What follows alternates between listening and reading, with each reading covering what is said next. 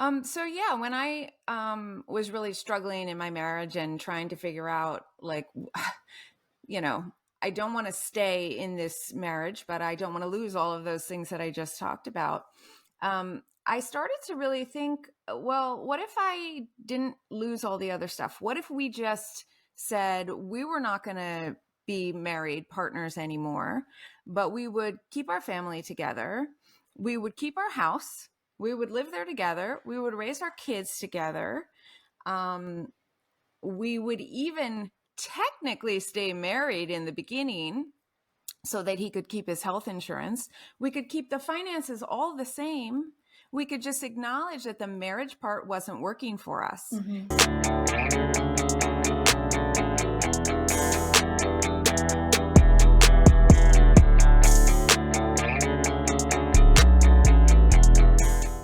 So, welcome back to Blending and Mending. And today's episode is really just such a special one for me.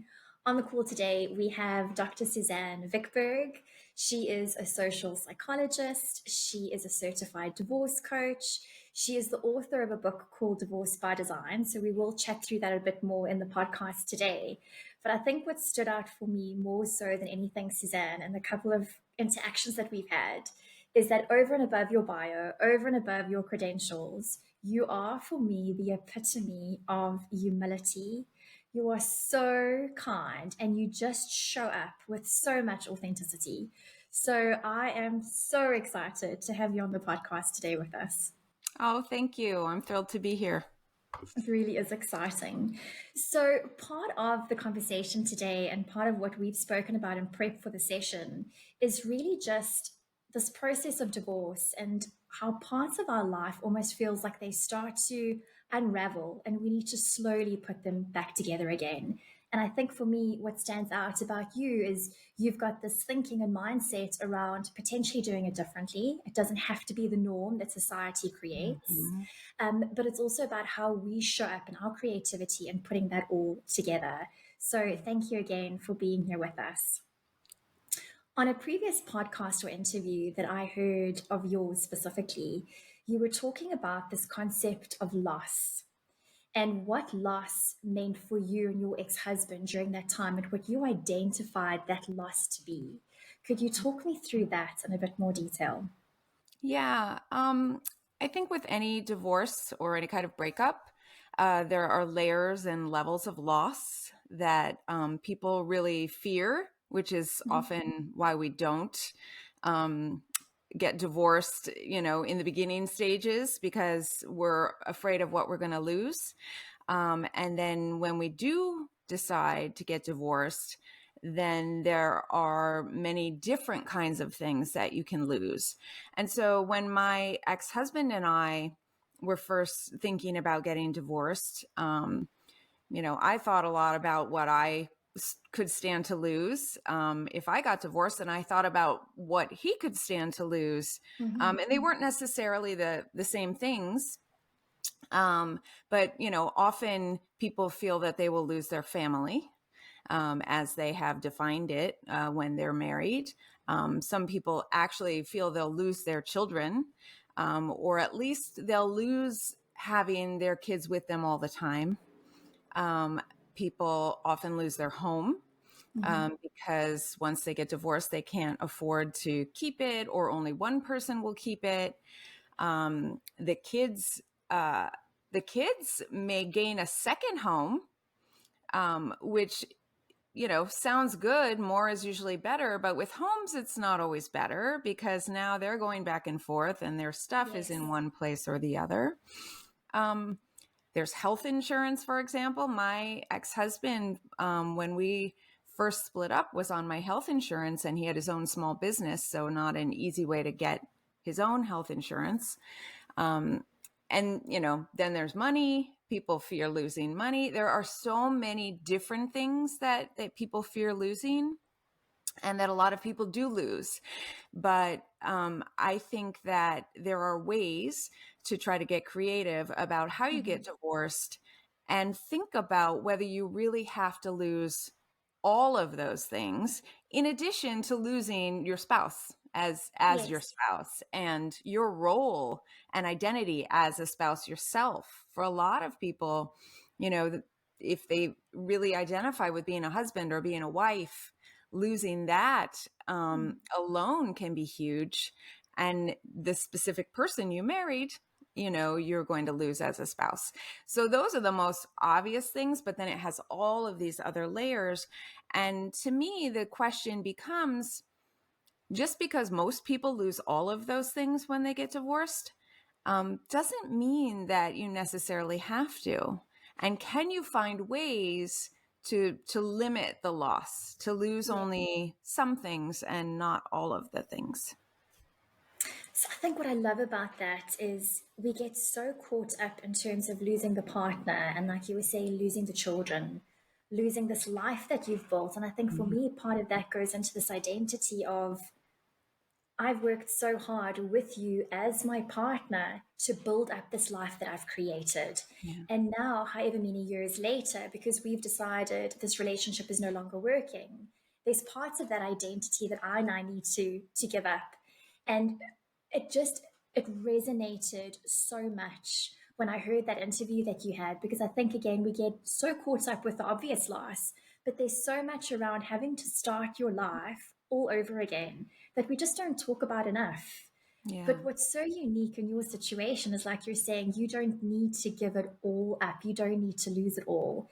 And I Yeah. know when you spoke to me, we spoke about identifying what is the problem that you're trying to solve for in your divorce. Mm. And importantly for you, you didn't want to lose your family. So, Yeah. will you share with us what your interesting dynamic or creative dynamic for life after divorce looks like? Sure. So yeah, when I was really struggling in my marriage and trying to figure out, like, you know, I don't want to stay in this marriage, but I don't want to lose all of those things that I just talked about.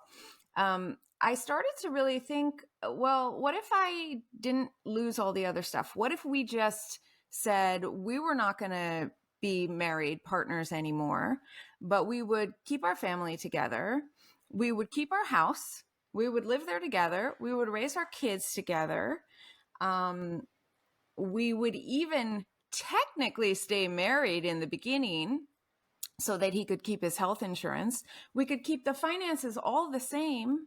We could just acknowledge that the marriage part wasn't working for us. Mm-hmm. So I'm talking about defining what your actual problem is. Why do you feel you're getting divorced?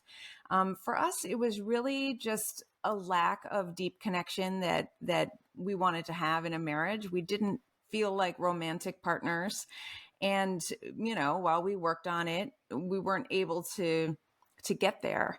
And Mm-hmm. that was the main problem.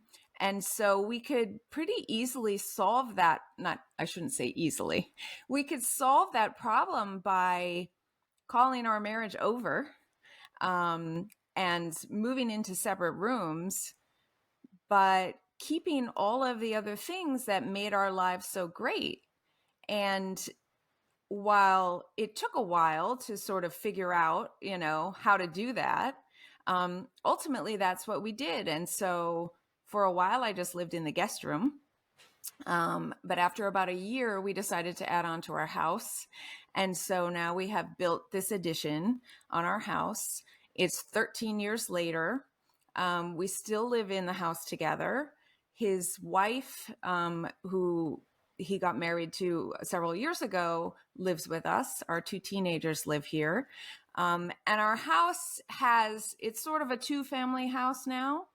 Um, I have a separate apartment with my own kitchen and front door and living room and dining area. I have my own staircase up to my bedroom and bathroom and laundry and everything. But on both the first and second floor, I have doors that connect to the rest of the house. So Okay. when we keep the doors open, it's like one big house. And when we shut the doors, then it's private. So we have continued, as I said, it's been 13 years. We've continued that way, and it's worked great for us. There must be such maturity, I could imagine, between you, your ex husband, and his new partner or his wife in terms of how you make a dynamic like that work. What Yeah. were the conversations for you guys then in terms of, we know the relationship hasn't worked. We're not ready to lose our family, right? That's Mhm. that's not part of the deal. Yeah. We want to hold on to this with both hands. But surely there must have been boundaries and expectations that were mapped up in front to make sure that this would work in the long run. And I mean, 13 years later, it's working. Yeah.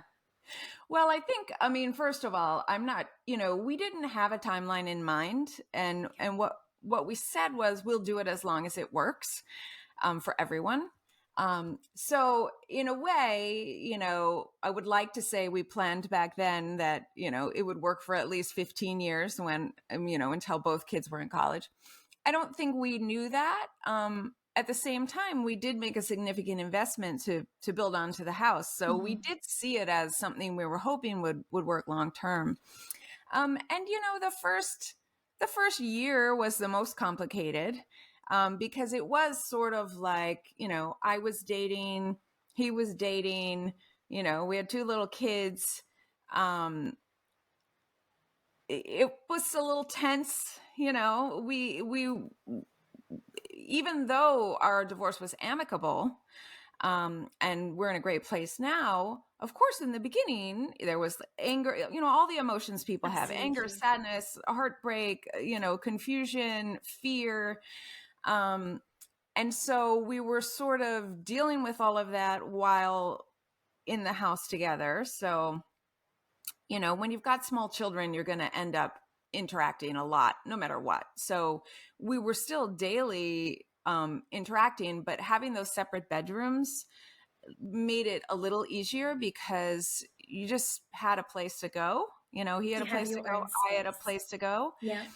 Um, and then, you know, it was in the beginning, dating didn't happen at home, right? So I would go out some nights, he would go out some nights. We didn't really talk a lot about it in the very beginning, but he met Anna, who is now his wife, very quickly, like within 2 months of Okay. when we broke up. So I didn't meet her until maybe 6 months in. Um, but once they were very clearly together, then it became easier to acknowledge my dating, Okay. because Interesting. he was sort of happy and satisfied and excited about his new partner. And so then it was often kind of funny. I remember I was supposed to have a date one night when there was a terrible snowstorm. And I remember him saying to me, you should probably just bring a bottle of wine and go over to his house because you're not going to want to be driving late back at night, and I remember that and thinking that that was kind of funny, to be getting that advice from my ex-husband, who was Yes. technically still my actual husband. Yes. But it also sounds like there's a friendship there. So there's a deep understanding in terms of almost just the well being. So genuinely wanting the best for that other person. Just because we're divorced doesn't mean I don't want you to be happy. And it sounds like the two of you have really mastered the art of that. Yeah, and in the very beginning, when he started to date her, and they went out on a date in our town, and I remember feeling awkward about that. And our neighbors don't even know we're split up, and you're showing up with this woman, like, can't you go Yeah. somewhere else? So in the very beginning, there were some like surprising feelings and a few little tense moments. Um, but overall, I think that we both very quickly saw that we would rather be out there, like, looking for a match that was better for both of us. And he was able to find someone right away, and I think that helped. That just helped smooth a lot of things over. And then the fact that she and I, from the moment we did meet, actually really liked each other, Makes a big um, difference. made that so much easier. And now the children in the mix of all of this. I mean, how did you take them along on this journey? Because it's not the norm, right? So again, Yeah. society says when you divorce, you need to have two homes, and your children need to adjust to that routine. your situation is different. So how did you take the kids along on that? Yeah. Well, so we didn't tell them in the very beginning. When I moved in, they were like 3 and 5. So when I Okay, moved so into the small. guest room, they were like, "What are you doing in here?" And I said, "Oh, I just need some more space." And they accepted that and didn't think it was strange. About 6 months in, we finally decided we wanted to tell them, and so what we told them was we're not married anymore, but we're still going to live here and we're still going to be a family. And they still were upset. And it was Absolutely. surprising to me a little bit because I thought, what does it even mean to them? I mean, we said, look, it's already been that way for a while. You didn't even notice. Like, this is how it's going to be.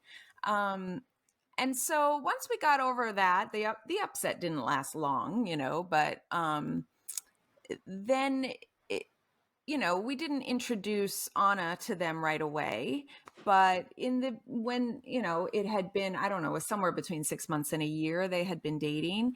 Um, and, at first we just introduced her as a friend, and, she met them, and she lived like fairly close by. And so gradually, she would be over at the house with us, even when I was home sometimes. And they would sometimes go visit her condo. And so it just became a gradual thing. I actually don't even remember when we finally told them, that her and their father, were together. I do remember my daughter saying to me, she's the younger one. So, she was maybe 4 or 5 or 6. At one time she said, I wish there was no such thing as cheating. And I said, what do you mean? And she said, well, then Papa could be with both you and Anna. Oh, wow. And how old was she when she said She that? was like 5 or 6, I think. I don't remember Wow. exactly. So, you know, in it when they occasionally would express, oh, I wish you were together, I would usually say, but look, we got Anna, and that's because Papa and I broke up and now we have Anna. And so she was trying to say, well, yes, I want Anna, but I also want you and Papa still to be together. And I think people often worry, like, will the kids be confused and all of that, but they figure it out. We explained Mm. things. They had to do some kind of like, oh, okay, let me figure out what this means for me. But to them, they grew up most of their lives this way. And so while they now obviously as teenagers recognize how unusual it is, in the beginning they really didn't know that it was atypical. And Anna's helped raise the kids. And Mhm. so to her, to them, she's their other mom. If this is too personal, let me know. I'm gonna ask you. Usually it's not. So, I mean, creating a home is your sanctuary, right? And it sounds like you and your ex husband had the space that was yours with the children. And even though you've extended onto the house, given your situation, there's another woman that's come into your home that's now everyone's home. And Mhm, she's helping raise your children in that space that used to be yours. mhm. What was that dynamic like? One of the things that I have tried to do throughout this whole situation is to put aside what I would think I should feel and Mm. actually home in on what do I actually feel. Because there was a point pretty early on where we had a nanny, because I was working full time, he was working full time. We had a nanny. The kids started to go to preschool part time, which we had to pay for. We couldn't afford to keep the part-time nanny and the preschool. So Anna didn't live with us yet, but she decided that she would help because I was doing the morning shift every single day, because my ex works very early in the morning. And I was saying that I can't do the morning shift every single day. She started coming to the house at 6:30 in the morning, twice a week, I think, to help get the kids up and off to school. So she really That's started to beautiful. care for them.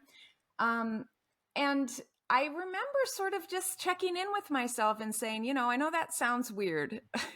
Everyone's going to find that strange, but it was great for me. It gave me time to like take care of things, work early when I needed to, or get some exercise, or travel for my job, or do the things I needed to do. And the fact that it would seem strange to everyone else just didn't really matter. The Absolutely. kids loved her. She took great care of them, and I really think she became part of our family quite fast because she was actually contributing in a real way. She wasn't just Okay. sort of a person hanging around and taking their father's attention away from them. She was actually contributing to raising them. And I felt good about it. I really did. I remember one time hearing my daughter call her mama. Which she didn't usually call her that. It was just kind of I don't know. I overheard it, and I remember freezing and again checking in with myself and saying, okay, I know that's supposed to upset me, but how do I actually feel? And I thought about it. I said, I feel fine. I know I'm her mother. Having someone else come in and love the kids and help take care of them does not make me any less their mother, even Yes. if she also becomes their mother. I just think the whole dynamic and the maturity that goes into it is just so powerful. And I mean, you were saying what other people would think. And I think that definitely forms part of a divorce process. There's always this level of, what are my family going to think? What are my friends going to think? And then you look at society, and it's about breaking that news to your employer. I'm no longer married, I'm now divorced. Or when you're filling out the forms and you have to put your new marital status in as a divorced person and no longer married. And there's all of these little moments that kick in. It almost reminds you of your reality. And I remember always thinking to myself, it's not about what other people need.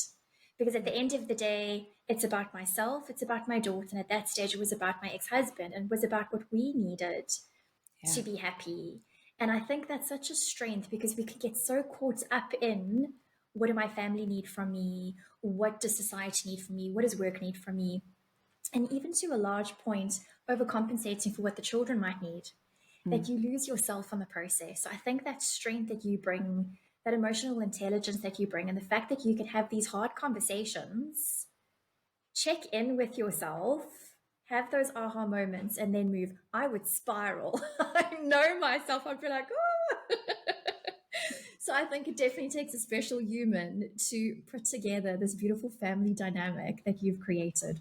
Oh, I think thank it's you. stunning. It Well, really and is stunning.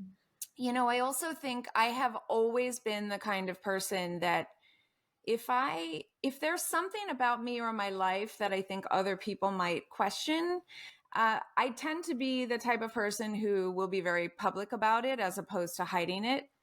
I have always talked about my, weird divorce. Now that I've written my book and I'm talking about it even more, I have had people tell me that they remember, people even at my job tell me they remember when I first started telling people, Okay. about this. Yes, we're divorced, but we still live together. And people telling me like I was like, so interested or so inspired, or I thought it was so strange, or, and I just find that instead of worrying about what other people might think or might they find out, I would rather just tell them. And then I Absolutely. don't have Put to it worry out about there. them finding anything out. And then it's sort of like owning the narrative. I would rather explain to people what it is than have them making up stories about what it is. The assumptions. Yeah. So tell us about your book. So it's Divorce by Design, and the little bit that I know is that you started writing this over the last few years. So maybe Yeah. just help me in terms of how all of that came to light. Yeah. I actually started writing it in the very beginning. In the very Okay. beginning, I started a little blog because I just felt the need to write about this. I just wanted to express and explore and think about. And I think I clarify my own thinking through writing. And so I thought I think we're doing something special, and I'm gonna write about it. So I had a little anonymous blog that I'm sure no one was reading. And But it was cathartic for you, right? yeah, yeah, and Absolutely. I wanted it to be public, but I didn't have my name on it in the beginning. Anyway, I eventually pulled it down, but a lot of what I wrote early on became part of the book. And it was only in the last few years, really during COVID, that I said, I'm going to really buckle down and finish this book. It's important to me to get out in the world. I want to share our story because I want to, I want other people to see that sometimes there is a different way. I really had this fear that I was either going to be stuck in this marriage forever, or if I left, I would destroy everything. And I don't want other people to feel like those are the only choices. Yeah. And I feel like we've landed on another option. Um, and there are lots of other options. Ours is just one. Not everybody wants to live with their ex after they get divorced. But so the book tells our story, but it is also about how you can use creative problem solving techniques to really identify very clearly what is the problem you're solving for in your own marriage. What is the vision of the best possible divorce you can imagine? And then what are the ways that you can work toward getting there? And even just asking people, like, what's the best divorce you could have, is something a lot of people aren't used to thinking about. And Yeah, that's not a question you're typically exposed to when you go through the no, process. no. So it just And changes the lens. it does. And, I've had people, for example, coaching clients who have said, well, the divorce I want is exactly like yours. First of all, not everybody wants that, by the way, but some people do. But some people do. And they've said the divorce I want is exactly like yours. That doesn't mean they're going to get to have that divorce, right? You can't always create exactly what your most beautiful vision is. But knowing that that's what you want will Mhm. change how you approach things and how you see things, and it will get you closer than if you did not get clear about how you actually want to do it. Because there is a pretty traditional path, and there are a lot of people who will guide you that way. Let's do it the way that everybody does it. And if you let yourself be just sort of pushed along by the currents, you're going to end up with a Absolutely. divorce that looks like other people's. So the book is really about helping people get creative in their own situation. And a lot of it is just about challenging assumptions and challenging those social expectations, which most of us hold ourselves. And that was why I needed to do all that checking in with myself. I said, I know what the norms are, and I have been affected by those in my life, but I just had to stop and say, but does it have to be that way? And that's a question I ask myself over and over and over. It's just so inspiring. So if we wanted to get a copy of your book, where do we start to look? Yeah. So I was actually trying to look a little bit before we got on here because it's on Amazon, but Okay. I know Amazon is not the same in every country. It's on Barnes and Noble. I know that may not be the same in every country, and I actually couldn't quite figure it out.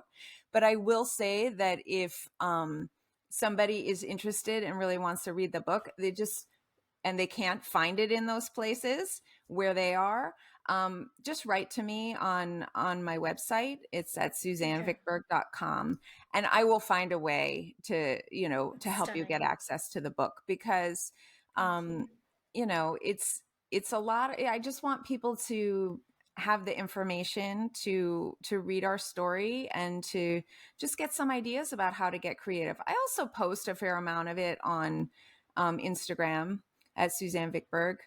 And then of course I'm doing podcasts. And so on my website, I always post all the podcast links. So Okay. a lot, people like to get information in lots of different ways. So Yeah, a lot of it's stunning. in there. So, Suzanne, maybe just in terms of closing, and I've just loved our time together, Yeah. what would be just a cornerstone of advice for someone who is going through a hard time in their relationship, or who might already be in that divorce space? What would be just the words of wisdom, the aha moments that you feel you've really formed almost as part of your DNA, right? So we spoke about the unraveling, but putting those little pieces of fiber back together again to make yourself a whole human being, a whole woman, whoever it is. What would that advice be to them as they're navigating this next chapter of life? Yeah. I think it just has to be just question everything. Question everything. Question everything about whether you actually need to get divorced or there's some changes you can make in your marriage which would actually fix it. Question Mm-hmm. whether you need to get divorced in the way that everyone else is telling you need to get divorced. Question how you want to live your life after divorce. Some people think, well, of course I'll just go look for my next spouse, or, um, I'm going to, not date at all until the kids go to college. Or, there's going to be so much advice from so many people if you do share that you're working toward divorce. And some of it will be good advice and some of it will be helpful and you'll be grateful to have it. So I'm not saying don't ask people for advice, but you always have to take it with a grain of salt, and you Mm-hmm. can just question over and over, how does this fit with what I want for myself? And I have done that in my personal life, in my career. I have continually asked, how does the typical normal path or the advice that I'm getting from people fit in with what I want for my life? Is there another option? And what would I need to do to create that? So powerful. Thank you so much. And again, it's owning your narrative, right? It's checking in with yourself constantly. Yeah. Yeah, Suzanne, thank you absolutely. so much for being on the podcast. Thank you for sharing your voice in South Africa. I cannot wait to post this. Yeah. And I'm just looking forward to working with you again. Me too. Thank you so much. Awesome. Thank you. Have a lovely day further.